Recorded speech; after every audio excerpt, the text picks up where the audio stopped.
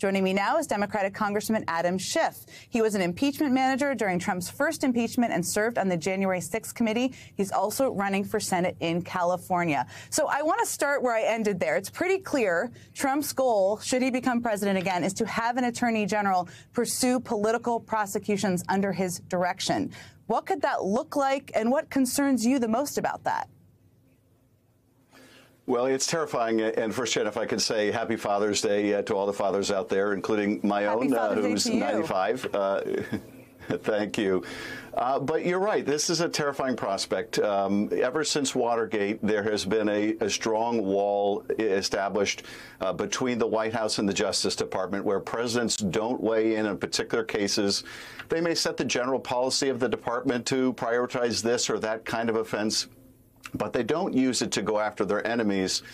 Donald Trump did try to do that when he became president. In fact, I've introduced a bill, the Protecting Our Democracy Act, designed to strengthen the independence of the Justice Department.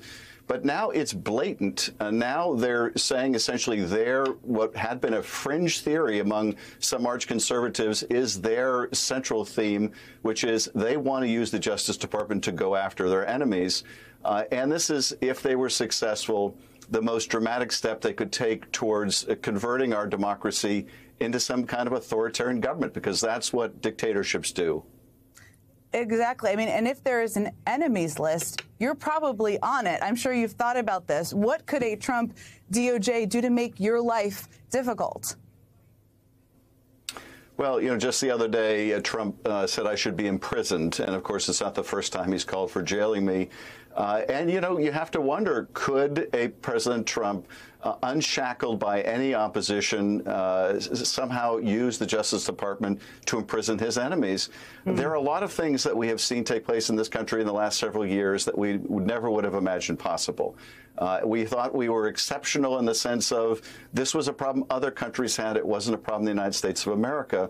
But we have seen since Trump's election the steady degradation of our institutions. And were he given the chance again, you can't, bet against how he would try to abuse the Justice Department.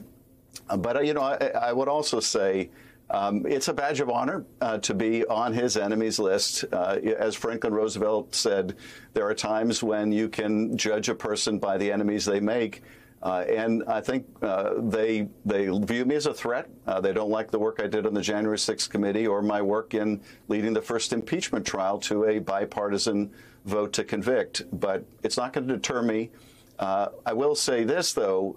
It is occupying the nation's time when we have to focus on things like homelessness and the high cost of housing. President Biden is doing exactly what he should. Those are the issues I'm focused on. But these constant political attacks do soak up the time and attention of the public. There, badge of honor. That is a good phrase to guide others. There's new reporting, Congressman, that Trump had a strange obsession with these boxes of classified information that are outlined in the indictment. But given his stated affection over the course of many years for dictators, how concerned are you that these documents weren't just keepsakes, that he had other intentions of what he wanted to do with them? It's deeply concerning, both because he so deliberately took these documents that he had no right to take, that so many of them were classified in a way that if their disclosure were made to the wrong parties, it could threaten human sources or it could threaten technical sources of intelligence collection and weaken our national security. But also, why does he have them? He took them for a reason. And we simply don't know what that reason is, except that at some point he wanted to exploit them. And how that might be done, whether it would be done, politically, whether it be done to somehow monetize what these are worth, who knows? But certainly it can't be for a good reason. The day of the arraignment, we saw video of fake electors from Nevada going into the grand jury room investigating January 6th. So entirely different case, one you are intimately familiar with. As a former prosecutor and as you watched that, what did that tell you about the timing of a charging decision or how close we could be?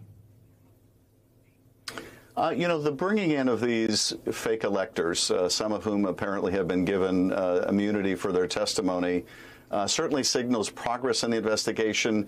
What may be more telling about what stage the investigation is bring in people like Mike Pence or Mark Meadows or others who were Steve Bannon at really the top of this scheme.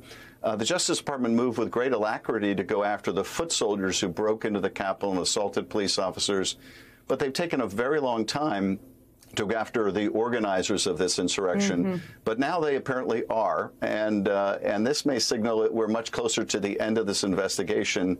And I hope that's true, because this case needs to be brought to a determination one way or another. You have been so close to this over the course of the last few years. As shocking as the conduct documented in the Mar-a-Lago indictment is, do you think Trump's role in January 6th is more serious? Could an indictment outlining those details be more shocking? What's your expectation?